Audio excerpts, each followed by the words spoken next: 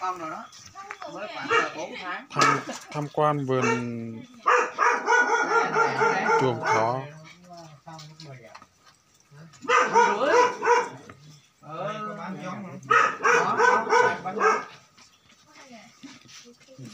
Nói ra mua đi, siêu lợi nhuận luôn. Rất phải từ cặp ở này. Bây giờ nó cũng ăn sợi bây giờ này. À, bây học sau à? Bây học sau à? Bây kẹp kho thầy. Pleo đừng ăn xài hành tồn là tầm lên. Bây kẹp kho ao thầy. 40 con mẹ. Hay là bâyประมาณ clan này là nè. ประมาณ clan nè. Thì một năm là thỏ nó đẻ đến 9 lứa 10 lứa. Cứ một tháng nó đẻ, một tháng nó đẻ. Chắc nuôi thỏ quá. Nó ăn buổi tối luôn à? Lấy thỏ giống đây. Đó, kìa. Bên này có vàng lòng nữa. Đấy, nó có làm như thế này thôi. Nó có bán lòng sẵn. Chắc là hả? Một Nhưng mà đắc min mình có không? Đó. một cặp bao nhiêu đó? Cái này bao nhiêu bên này? Một cặp bao nhiêu? 5 năm. Mẹ thì 60. 60.000 có lòng nè hả? À cái nồng đó hả? Cái nồng của nó 200 mấy. Còn 60.000 là một cặp hay sao? Hay là một con? 60.000 một con. Như thế này này, làm nước này, nó ngậm vào nó uống.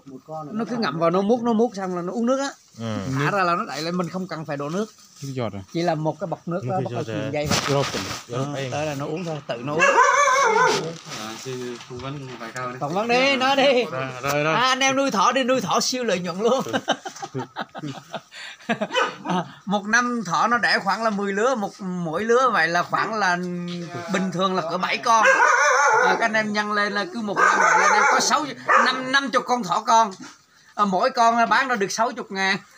Anh đây là bữa nãy là MC trong Đâu bây giờ marketing. MC tiền giảng bây giờ anh Chắc là hỏi cô này chắc ăn nhỉ? Anh với cô gì?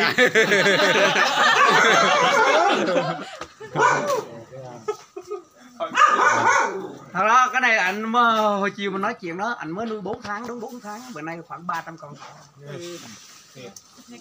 Mất tiền luôn. Thì nếu như thỏ thịt đó là 80.000 một ký. Là cái am rung cái rớt nó mà Nếu mà nó lên cỡ con thế này là 80.000. mua hay là am kia trên này cái rớt mất dây luôn. Cứ cân hơi để cho họ. Ngân này á. Ít rất chục cặp. Giờ rộn rền. Đấy, cỏ rác, bắp. Rồi bột. cái ngày cái đêm luôn hả ta? Ban đêm ăn nhiều hơn ban ngày.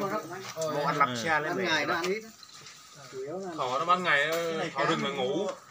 Ban đêm nó mới ra. Cám bã đậu với này cám thỏ trộn. Ngoài cá mà mình nó có ăn gì không? Ăn bắp này kia không? Bắp, bắp hột, lá cây, lá vong, lá khô mì.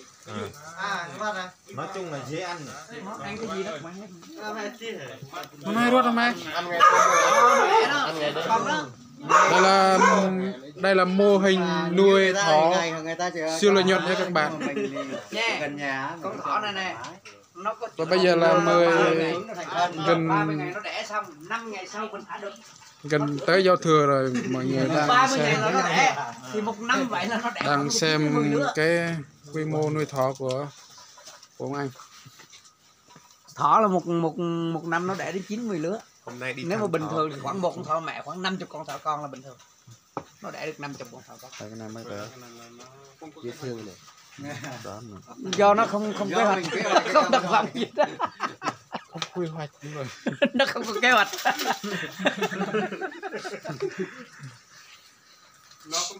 Đó anh em nếu mà cứ về mà nghiên cứu đi rồi mua thỏ giống mà nuôi.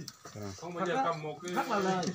chuồng này về nó hả ai dây quýt một cặp rồi hình ru nhà Cỡ xuất chuồng là cỡ nào là xuất được cỡ khoảng là đây bên kia kìa. cái này này, một cái này thì không bên đó chưa xuất chuồng được nhỏ không 2 ngàn, 2, mình lấy nhiều á. phải quyết định đi tương lai của bạn nằm ở đây hết. 5 Như bây giờ mình bán là thỏ này là luôn về rồi Không, loại này là loại Đây nha các bạn, mình sẽ review cái chuồng đây vào buổi tối vào tầm 10 đến 11 giờ nha các bạn. Thỏ sẽ ăn nhiều hơn đó, buổi trưa. Đấy, buổi trưa thì thỏ nó ngủ thôi các bạn. 10 cái này 1 triệu mấy này. Nó 7 cái rồi, là 7 triệu mấy rồi. 7 cái đôi nữa hả? Rồi đó, 7 Mua cho nhiều thì mua nhiều. Cái này còn phải nồng thỏ thịt nữa. Thỏ thịt thì mỗi ngàn con.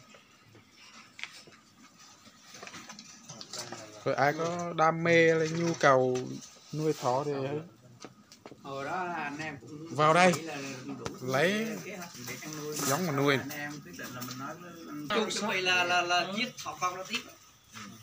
Lúc rồi chuyển ra kia là con Thì hôm bữa tôi mới nói là mới bữa mua sầu riêng vào này thôi, cỡ mấy phút.